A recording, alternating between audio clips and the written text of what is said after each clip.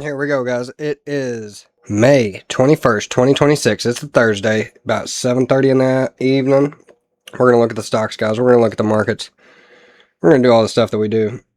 It's your cousin Dustin, guys. Like and subscribe. Let's get it popping. Here we go. The Dow Jones is at 50,285.66. It's up 0.55% today. The S&P 500 is at 7,445.72. It's up 0.17% today. The Nasdaq's at 26,293.1. It is up 0.09% today. We got the Qs. They're sitting at $714.51. They're up 0.19% today. Gold is at $4,542.50. Dead even. Look at that. Who knew? Silver's at $77.03. It's up 0.38% today. Crude oil is at $97.75. It's up 1.45% today. Bitcoin's at $77,590.55. It's up 0.16% today. And the VIX is down a little bit. It's down to 16.76. It's down 3.9% today.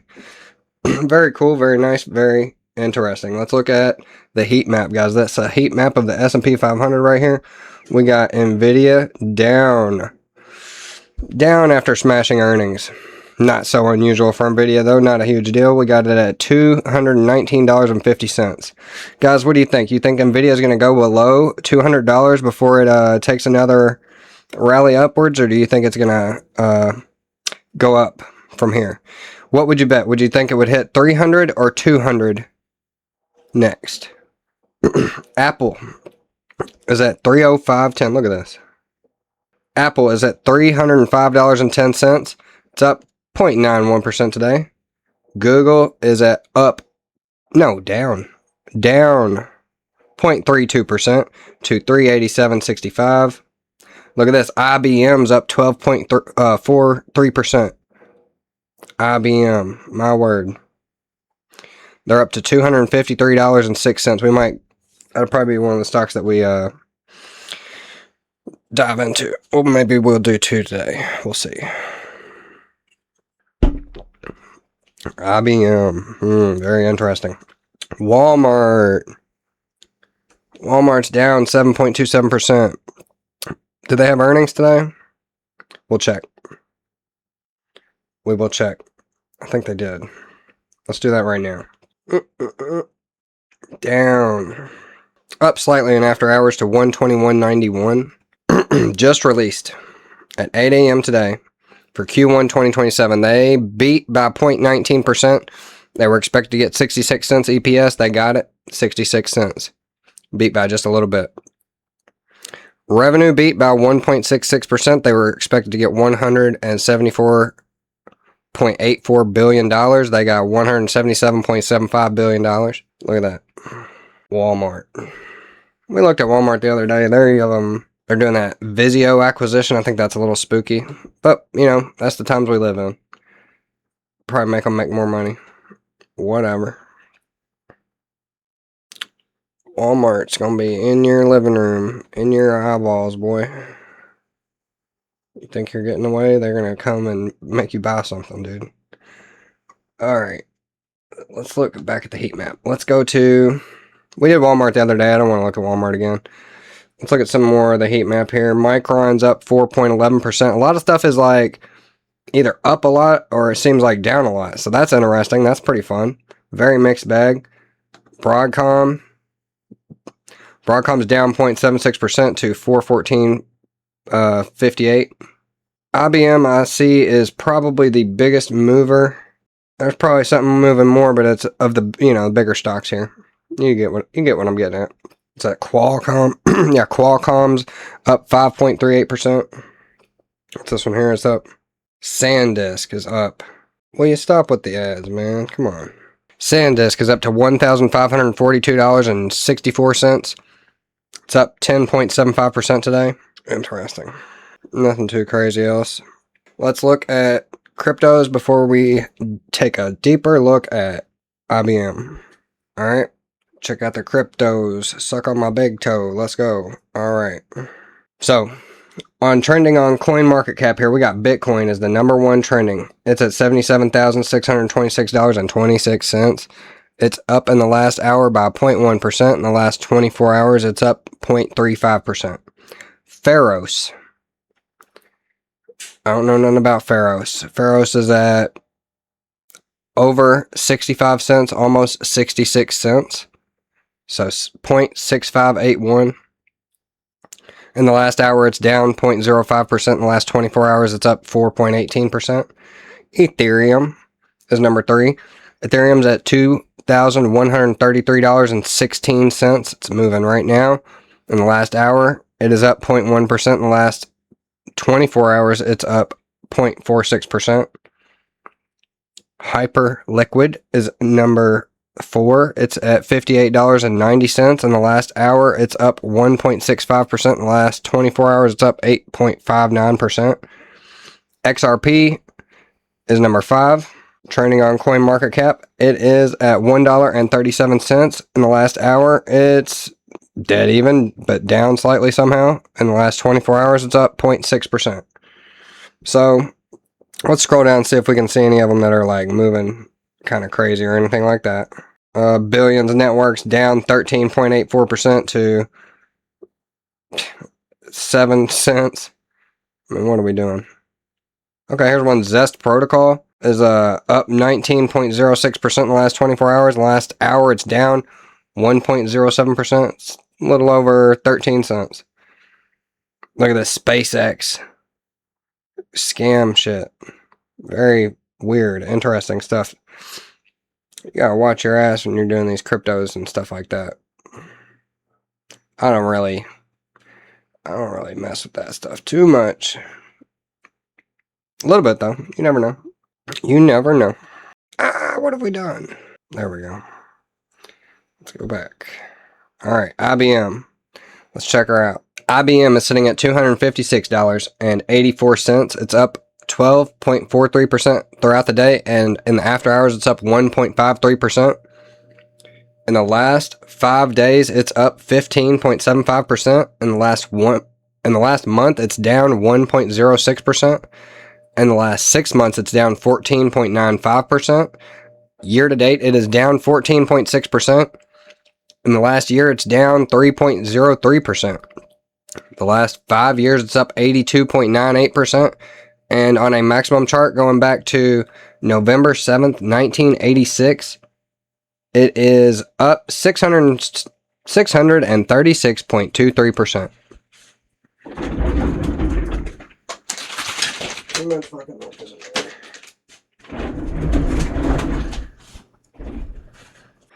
IBM pays a dividend of 2.67%, a quarterly dividend of $1.69.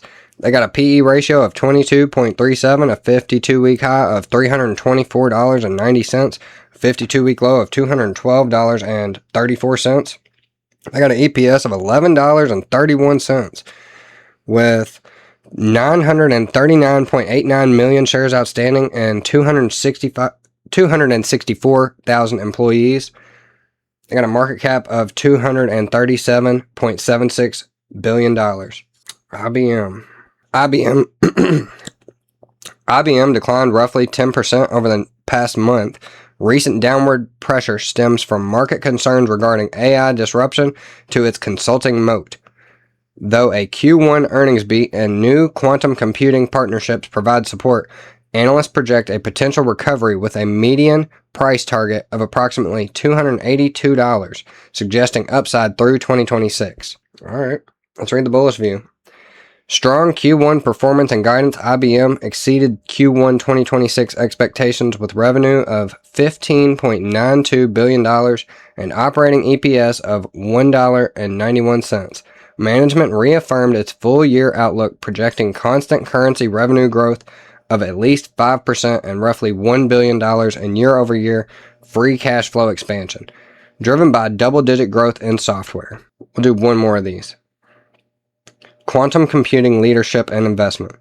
The U.S. Department of Commerce recently announced a collaboration with IBM to establish a domestic quantum chip foundry. This initiative, alongside IBM's existing fleet of over 90 quantum systems validates its long-term strategic goal of delivering a large-scale, fault-tolerant commercial quantum system by 2029. Large-scale, fault-tolerant commercial quantum system. Large-scale. I'm going to end up knocking my drink over. Fault-tolerant. Whoa, ain't that a doozy. Do one more script. Enterprise AI and hybrid cloud momentum. The company continues to pivot toward high-margin software with its Watson AI platform and Red Hat business showing strong traction. Recent product launches at the Think 2026 conference, including Sovereign Core for regulated environments and expanded AI security partnerships with Anthropic, bolster its competitive positioning in its enterprise AI. Let's read the bearish view. Threats to consulting moat. Investors have reacted negatively to reports that generative AI tools can automate COBOL modernization at a fraction of traditional cost. This raises concerns about structural disruption to IBM's high-margin consulting services, which historically served as a primary driver for the company's software and infrastructure modernization segments. Leveraged balance sheet. Following aggressive acquisitions like HashiCorp and Confluent, IBM's total debt has reached approximately $67 billion. Analysts worry that a higher for longer interest rate environment could increase debt servicing costs, potentially limiting the capital available for R&D in the intensive quantum computing AI sectors. Intense cloud competition. Despite its hybrid cloud success, IBM faces relentless pricing pressure from hyperscale rivals like AWS and Microsoft Azure. Cautious analysts suggest that slow overall growth and the commoditization of general-purpose AI tools may lead to margin erosion and further derating to the stock's valuation. Okay. Now we're going to keep in mind that this thing has an EPS of $11.31 and a PE ratio of $22.37. So that's not actually, that's middle range. That's not super high, super low, I would say. The EPS is pretty high. Oh, what am I doing? Let's read an article. Oh, no. I'm way off. We haven't even looked at the earnings yet. Look at the earnings, okay? So on earnings, they were expected to get $1.81. They got $1.91. That's a beat by 5.45%. On revenue, they got $15.65 billion. They were expected to get they got 15.92. They were expected to get 15.65. That's a 1.7% beat. Okay. Pretty good, pretty cool. Let's go down and look and see the last time that they missed or if they've missed lately. All right. So here we go. They missed on revenue by 0.72% in Q3 of 2024. And then again in Q1 of 2024, they missed by 0.64%. Okay. So they missed in Q2 of 2023 also by 0.63%. So those are modest misses. They're pretty low. They're under 1%, but, there's other companies out there that hardly ever miss. So keep that in mind, I guess, if you want to. Or not. I don't know. Whatever you want to do. So let's read an article about this company. IBM. But there's one. Here we go. Some news stories. They got International Business Machines, IBM, trading 12.5% higher. Is it still a buy? This is from 1 hour ago. Best quantum stocks to watch as Trump's massive funding plan thrills the market. That's 2 hours ago. Trump gave Intel $8.9 billion. Now taxpayers are buying IBM. That's from 6 hours ago. Let's read that one. This is by Rich Dupree. Alright. Trump gave Intel $8.9 billion. Now taxpayers are buying IBM. The quick read, I guess, version here. IBM is receiving roughly $1 billion in Trump administration quantum computing funding and operates more than 100 quantum systems through its IBM Quantum Network, making it the preferred government-backed choice over pure-play quantum startups due to its $62.8 billion in 2025 revenue and $13 billion in free cash flow. Intel saw its stock surge nearly 400% since receiving an $8.9 billion investment last August, transforming from a struggling chip maker into America's semiconductor champion in investor perception. The Trump administration is expanding government equity stakes in strategic industries, rare earths, semiconductors, and quantum computing, fundamentally blurring the line between government regulation and private capital allocation, which can distort management incentives when political priorities take precedence over shareholder returns. Yeah, that's pretty crazy. I mean, I wonder, if a Democrat gets in office, are they going to come through and just be like, yeah, we're going to do everything that we can to, destroy this company? I mean, the back and forth of this stuff is absolutely insane. Back to the article. The analyst who called NVIDIA in 2020 just named his top 10 stocks, and IBM wasn't one of them. Was not, alright? So, let's go down. My goodness. Got ads everywhere. Alright. The markets were stunned last July when the Trump administration announced it was investing $400 million into rare earths miner MP Materials to bolster domestic rare earth production. A month later came an even bigger surprise, roughly $8.9 billion directed toward Intel.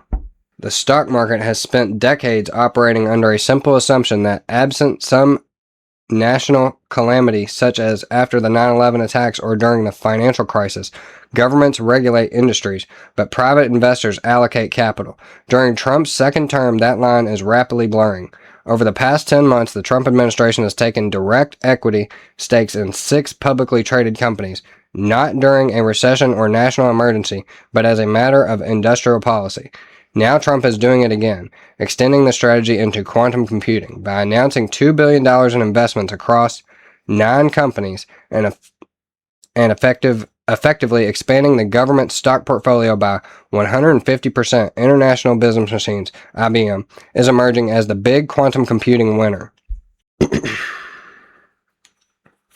IBM is becoming the face of Trump's quantum push. According to a report from Wall Street Journal, pure-play quantum companies including Rigetti Computing and D-Wave Quantum will reportedly receive about $100 million each. Other beneficiaries including Global Foundries and Inflection, but IBM is getting the lion's share, reportedly about $1 billion. This actually makes strategic sense. Unlike many quantum startups generating little revenue, IBM already operates a profitable enterprise business and decades of government and commercial relationships. It generated $67.5 billion in 2025 revenue and $14.7 billion in free cash flow. Its quantum division already operates more than 100 quantum systems through the IBM Quantum Network. Whoa, doggy. Surprisingly, IBM may be the safest way for taxpayers to fund quantum development. The company has the balance sheet, research infrastructure, and commercial customer base to scale the technology beyond the laboratory stage. Oh, I guess this is a big old graphic here. What the heck? Granted, pure-play quantum stocks may offer more upside if the technology matures rapidly, but they also carry far more risk. Many still produce minimal revenue while burning cash each quarter. You can see this little graphic. It's really long, I don't know. Intel went from turnaround story to government-backed revival. The Intel investment changed Wall Street's perception of the company almost overnight. Just last year, Intel's competitors were openly discussing breaking apart pieces of the company. Taiwan Semiconductor Manufacturing is said to have pitched to NVIDIA, AMD, and Broadcom the idea of a joint venture to buy and operate Intel's struggling foundry business. Then Washington stepped in. Trump's nearly $9 billion investment gave Intel something investors hadn't assigned much value to before: strategic importance. Suddenly, Intel wasn't merely another chipmaker struggling to catch up in AI. It became America's semiconductor champion. The analyst who called NVIDIA in 2010 just named his top 10 stocks, and IBM wasn't one of them. Since the announcement of the investment on August 22nd last year, Intel stock has rocketed almost 400% higher. The turnaround wasn't initially driven solely by fundamentals, but rather government backing, altering investor psychology. When all is said and done, markets often care less about what a company is today than what support systems stands behind it tomorrow. The hidden risk investors shouldn't ignore. That said, government ownership changes incentives. Corporate statism, where business and government interests become intertwined, can distort management decisions. Shareholders want returns. Shareholders want returns. Governments often want employment growth, domestic manufacturing, or geopolitical.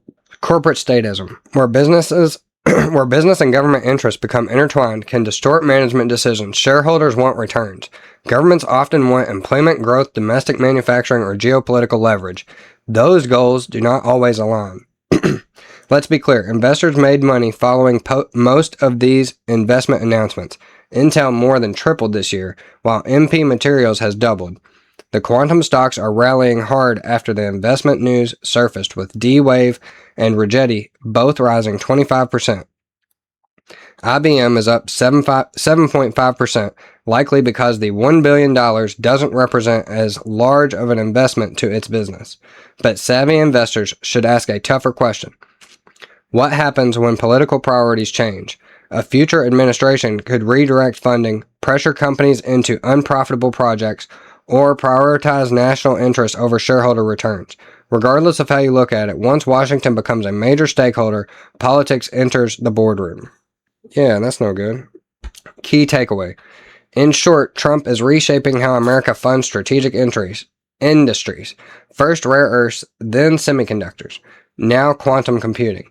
IBM may ultimately justify the investment because it already has scale, cash flow, and deep technical expertise.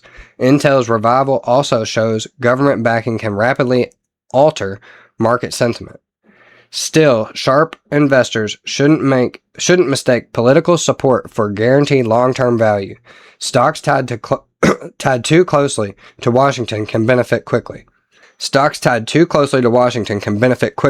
And unravel just as fast when policy shifts. Lithium Americas is down 13% since its deal was announced. While the opportunity for a dramatic realignment is real, so is the new layer of risk. A large-scale, fault-tolerant commercial quantum system is an enterprise-grade computing infrastructure designed to run complex, economically valuable algorithms reliably by actively correcting the physical errors inherent to quantum hardware. Because individual quantum qubits, are highly sensitive to environmental noise and decoherence, these commercial systems bundle thousands of unstable physical qubits into a single, highly stable logical qubit, using sophisticated quantum error correction to be commercially viable. The system must achieve physical error rates below a strict mathematical threshold, allowing it to execute hundreds of millions of logic gates over extended runtimes without degrading the data. This level of stabilization is what will ultimately unlock practical quantum advantage for high-value industries, enabling precise molecular simulations for drug discovery, advanced financial risk modeling, and structural material design that are entirely impossible for classical computers. Yo, that's IBM for you, doggy. Y'all think IBM's just making your little, I think they make like ATMs and computers and stuff? Man, they're up to quantum, dude. They're doing some wild stuff over there. U.S. government funded quantum research, guys. Yo, pretty cool. What do we think about IBM? Is it a buy? Is it a hold? Is it a sell? Let me know in the comments, guys. It's your cousin Dustin. Alright. Let's do another one. Dang, it's already 8:01. I got time for another one. I don't know. Do we got time? Maybe do it quickly. Alright, here we go. We got Seagate Technology Holdings. Ticker symbol STX. It's at $815 even right now. Over the course of the day, it's up 7.91%. In the after hours, it's up 0.56%. In the last 5 days, it is up 1.31%. In the last month, it is up 44.75%. Last 6 months, it's up 241.26%. Year to date, it is up 194.3%. On a 1-year chart, it's up 676.08%. On a 5-year chart, it's up 762.93%. And on a maximum chart, this goes back to December 13th, 2002. It's up 6,996.85%. Look at that chart. Look at that thing. Straight up right there. My goodness. Alright. They got a 0.37% dividend. That's 74 cents a quarter. They got a PE ratio of 76.86. Okay. So compare that to IBM's 20 something. So they got a PE ratio of 76.86. They got a 52-week high of $84.31. They got a 52-week low of $103.73. They got an EPS of $10.55 with 30,000 employees, 224.23 million shares outstanding, and a $181.73 billion market cap. That's Seagate. So Seagate rose approximately 8%, fueled by an exceptional Q3 earnings beat and raised full-year guidance. Analysts project continued growth as AI-driven demand for high-capacity storage becomes structural. Though some sentiment suggests caution regarding high valuation multiples and recent insider selling activity near all-time highs. Alright.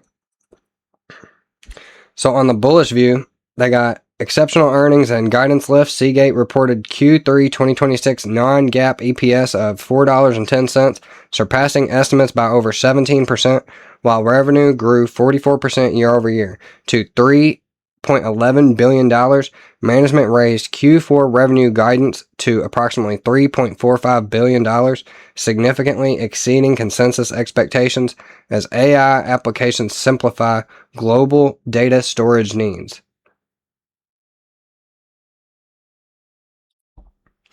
Structural AI storage demand. The company is entering a new era of structural growth driven by the massive build-out of AI data centers. Major cloud providers are increasingly seeking cost-efficient large-scale storage solutions, leading to reports that Seagate's production capabilities for 2026 and 2027 are essentially sold out through long-term contracts. Record margin expansion. Non-GAAP gross margins reached 47% as 11% point increase in just 12 months. This expansion is supported by the transition to the high-capacity Mosaic HAMR platform, which offers significant cost per terabyte advantages and has achieved a decade high quarterly free cash flow of approximately $953 million. So that all sounds pretty good. The bearish view, there's only 2 of them here on the bearish view. Significant premium valuation. Trading at roughly $810, the company exhibits a high trailing PE ratio exceeding 75x, representing a substantial premium to the sector median. Some analyst framework indicate the stock is significantly overvalued, suggesting that the current price already factors in aggressive growth expectations through 2028. Substantial insider selling. Recent filings reveal significant insider activity with approximately $66.4 million in shares sold over the past 3 months and no reported purchases. This includes over $12.6 million divested by an executive vice president in May 2026, which can be interpreted by the market as a lack of confidence. Let's look at the earnings. So they had earnings on April 28th, 2026. They beat by 16.56%. They were expected to get $3.52. They got $4.10. They also beat on revenue by 5.1%. So they were expected to get $2.96 billion. They got $3.11 billion. Let's look at see if they've missed any in the last couple cycles here. So, yep, they missed on revenue back in Q3 2024 by 0.37%. So a little miss, but a miss nonetheless. Then they missed in Q1 2024, also on revenue by 2.58%, and in Q4 2023 they missed by 4.82%. Look at that.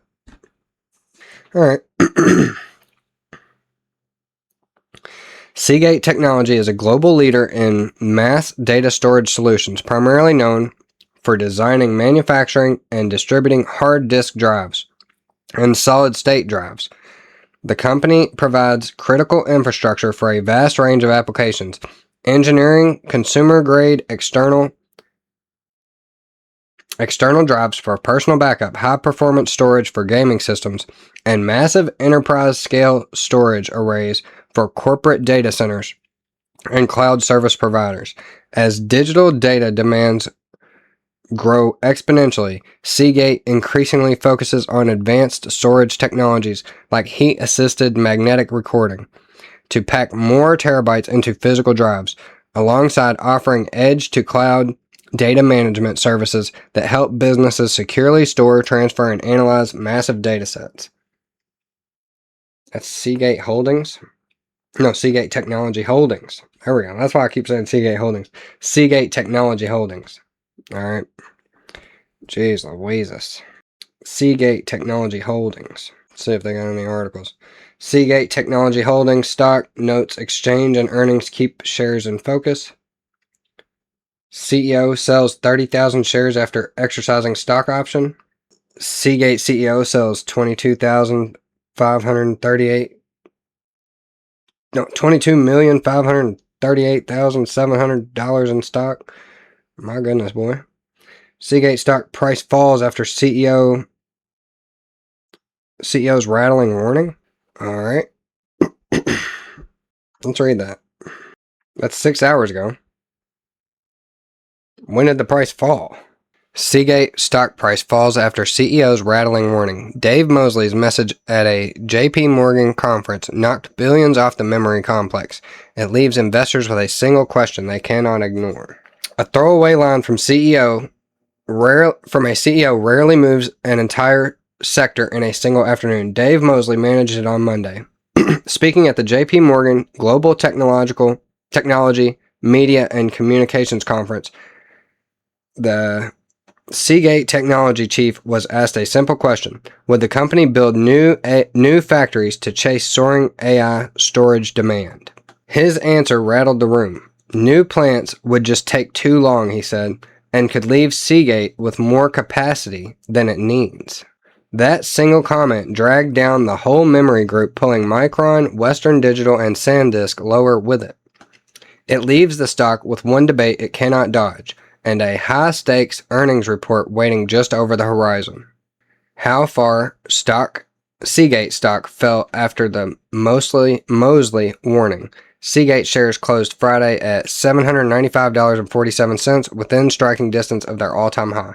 Then Monday hit. The stock dropped as much as 7.5% intraday, touching a low near $723 before steadying, according to investing.com. It clawed back some ground by midweek, closing Wednesday at $751.07. It was up 7% or so today.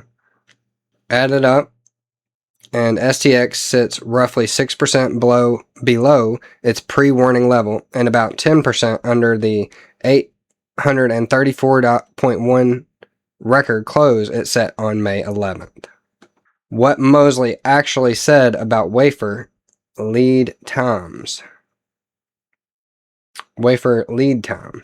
Here is the part that spooked investors. Mosley explained that Seagate's recording head wafers now carry lead times of more than 9 months, with finished drives taking another quarter on top of that. Okay. A recording head wafer is the precision component that lets a drive read and write data, and it sits at the very start of a long build cycle. So the company runs a build-to-order model, giving it visibility only 4 to 5 quarters out. We want to keep that 4 or 5 quarters of visibility very, very solid, Mosley said, but the demand is significantly higher than that. Diverting engineers to spin up new factories, he argued, would slow the pace of improvement that actually drives Seagate's margins. While Mosley was simply making an honest comment, investors heard a leader admit that his company cannot scale fast enough to capture the AI build-out in front of it. Well, I think there's going to be plenty of AI for everyone. I think that's the fucking whole thing here. The supply versus demand debate. Wall Street needs settled. This is the question now hanging over the stock. Is Seagate's AI storage boom supply constrained or demand constrained? The distinction matters more than it sounds because each path leads somewhere very different for the share price. If growth is capped, how many drives Seagate can physically make, the upside has a ceiling that no amount of demand can lift. If the constraint is genuine scarcity against runaway demand, then Seagate holds rare pricing power, and the bears are early. Management has handed both camps ammunition. Nearline capacity, the high-capacity drives sold straight into cloud data centers, is almost fully allocated through calendar 2027, with customers already engaging on 2028 supply, according to Yahoo Notes. That kind of forward visibility is rare for a hardware company. Whether you read it as a wall or a moat depends entirely on which thesis you already hold.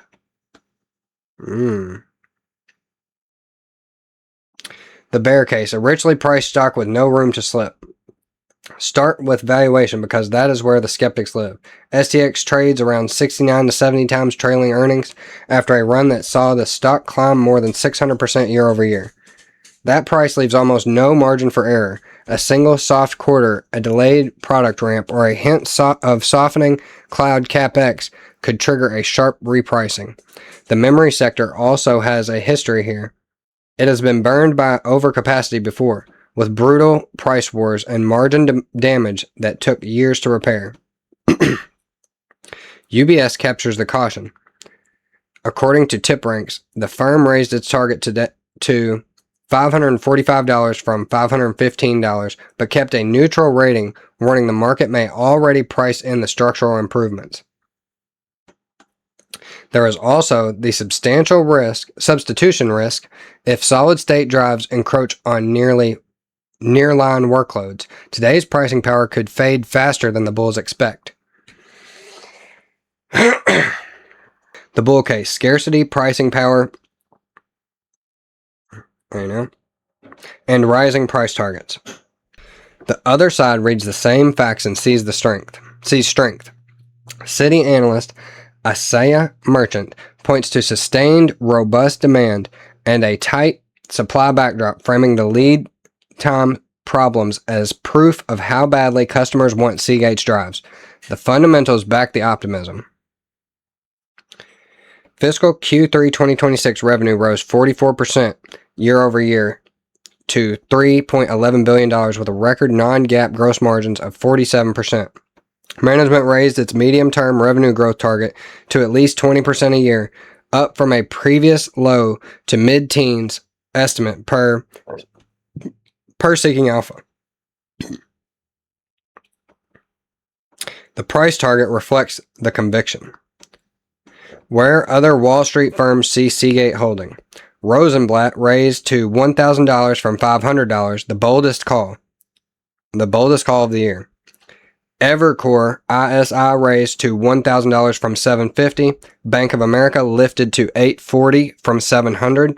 Goldman Sachs raised to $700 from $385. The sources are Yahoo Finance, 24/7 Wall Street, and Investing.com. For long-term holders, scarcity locked in by contract and underpinned by AI capex looks more like durable pricing power than a growth ceiling. What still has to happen for the bull thesis to hold? A blowout quarter is already in the rear view. The next real test comes when Seagate reports fiscal fourth quarter results. The close of its June fiscal year expected in late July per market beat.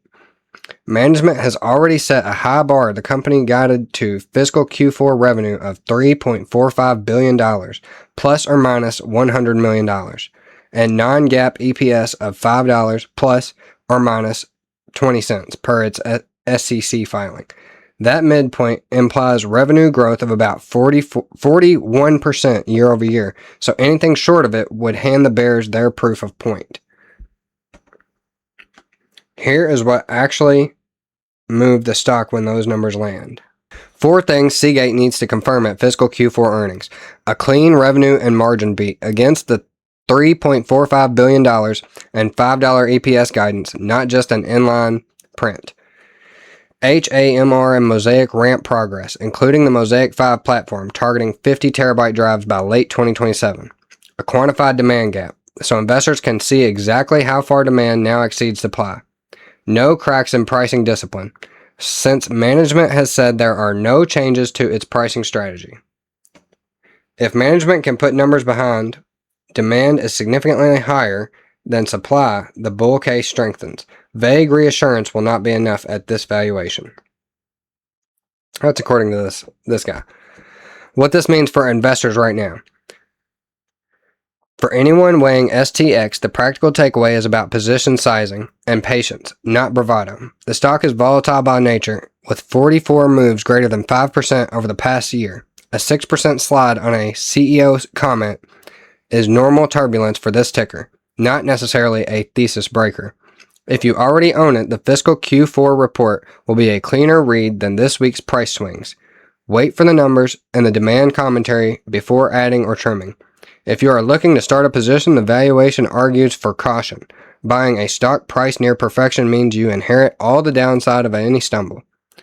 The honest framing. Seagate's lead time problem can be bullish or bearish, and the next earnings call is where management has to tell investors which one it is. That's by Peace Long. Longe. Longer Longe. Nice. A long information-packed article. That's pretty cool. So, Seagate Holdings, ticker symbol STX. What do we think, guys? I think it sounds pretty cool. Am I buying it right now? Probably not. Take a little more research, a little more time to think about it. You never know, though. You might. Somebody might. Check it out, guys. It's your cousin Dustin. Like and subscribe.